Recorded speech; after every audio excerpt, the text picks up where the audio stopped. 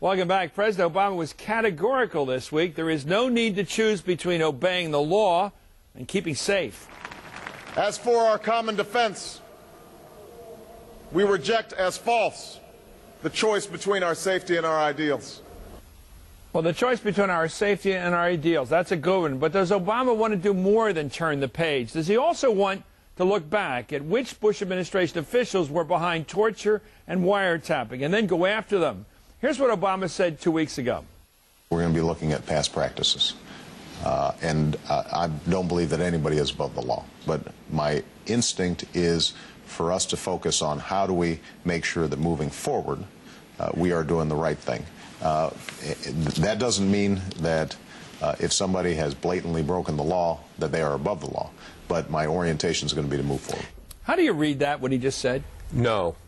In other words, he's not going to. He doesn't want investigations. I mean, first of all, on some of these things, it's so ambiguous, and he has got to get beyond the past. He does not want to create the feeling, which, in a sense, this week he did create by saying he's going to close Guantanamo, that the war on terror is over.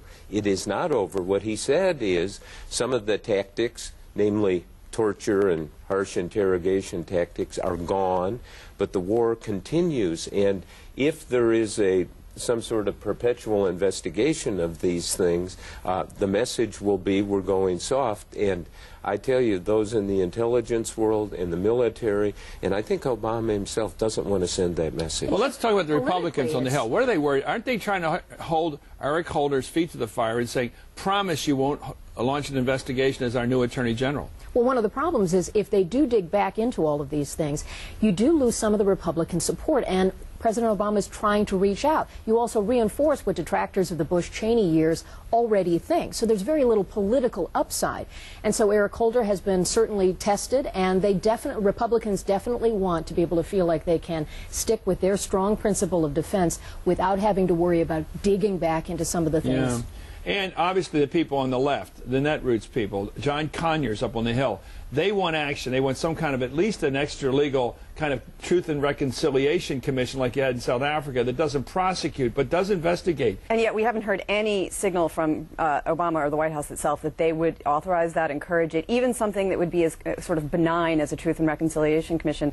Every indication is that they want to leave that to reporters, historians. They want to move on. You know, the Hill can do what the Hill can do, but that they're not behind it. But why did we prosecute people in Abu Ghraib for abusing prisoners if we're not going to prosecute people who may have authorized that kind of treatment? It is an issue, but Obama has to run the country.